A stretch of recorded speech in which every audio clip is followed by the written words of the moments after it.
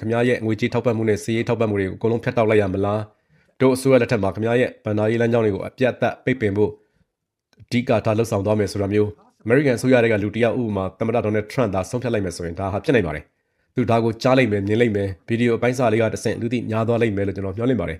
မစ္စတာထရန့်အနေနဲ့အခုပြောတဲ့စကားတွေပေါ်တန်တရားရှိတယ်ဆိုရင်ကျွန်တော်ကိုဇုံကနေတဆင့်စကားပြောဖို့ဖိတ်ခေါ်ပါကျွန်တော်ဟာအင်ပြိုရနဲ့နီးလေးမှာရှိတဲ့ဗာဂျီးနီးယားတက္ကသိုလ်မှာကျောင်းတက်ခဲ့သူပါကျွန်တော်ဈေးနဲ့ကျွန်တော်လာခဲ့ပါမယ်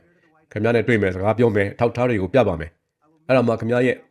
သမ္မတတက်တန်းပထမနှစ်အတွင်းအကြီးကျယ်ဆုံးသောလောက်ရတစ်ခုအနေနဲ့ကဘာကြီးကိုအမှန်တရားကြီးညာနိုင်မှာပါနိုဘယ်ငြိမ်းချမ်းရေးဆုရှင်ဒေါအောင်ဆန်းစုကြည်ကိုညှလွှတ်ပေးဖို့တောင်းဆိုလိုက်ပါ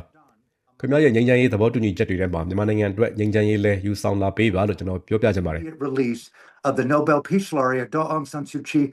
and in your bonnet of peace accords bring peace to Myanmar. Let's go to the topics and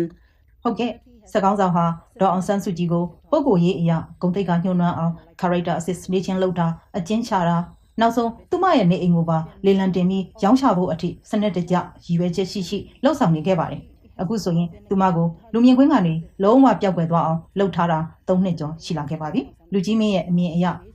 အခုလိုမျိုးအချိန်ကြာကြီးသတင်းအစနာမရဘဲနှုတ်ပိတ်ခံထားရတာဟာဘာကိုညှို့ဆိုနေပါသလဲ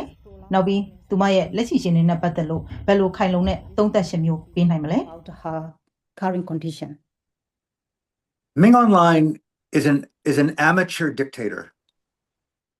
မင်းအွန်လိုင်းဟာအာနာရှင်တဲမှာအညံ့စားအာနာရှင်တယောက်ပါသူဟာ